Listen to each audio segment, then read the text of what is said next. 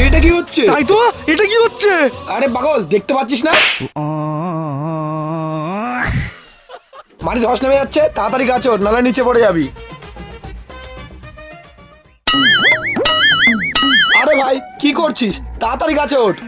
ভাই আজকের খাওয়াটা অনেক বেশি হয়ে গিয়েছে, আর পেটটাও টাইট হয়ে আছে, আর এই গাছে আমি উঠতে পারছি না। কতবার বলেছি কম খা কম খা, খেয়ে খেয়ে হাতির মতো হচ্ছে। মোটা হাতি, এবার বস ঠালা।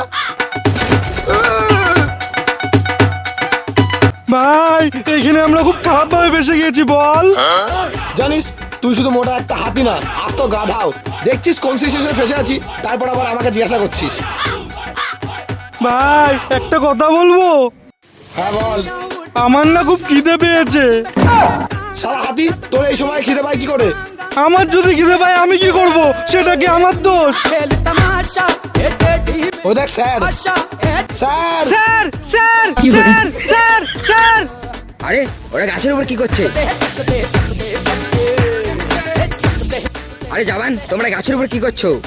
স্যার, এখানে মাটি ধস নেমে যাচ্ছিল, তাই আমরা ভয়ে গাছে উঠে পড়েছি। স্যার আমরা মনে হয় আর কোনদিন গাছের থেকে নিচে নামতে পারবো না। এই তুই চুপ করবি? স্যার আপনি কিছু করুন। স্যার ওমভাবে তাকিয়েছেন কেন? তাড়াতাড়ি কিছু একটা করুন, নাহলে সারা জীবন এই গাছেই আমাদের কাটাতে হবে। আরে পাগলগুলো, মাটি তো এখানে ধসেছে, পিছন দিক দিয়ে নামতে কি হচ্ছে? তাই তো, এই ব্যাপারটা তো আমি আগে ভেবে দেখিনি। হ্যাঁ, তা ভাববি কেন? সারাদিন তো গেলার কথা ভাববি। চল এবার নিচে নাম।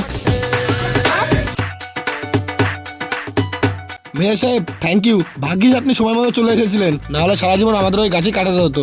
না না, সারা জীবন গাছে কেন থাকবো? আমি ঠিক একটা কিছু ভেবে নিতাম। চুপ করো তুমি, তুমি অনেক কিছু করে ফেলেছো। আরে জওয়ান, বুদ্ধিটা একটু কাজে লাগাও।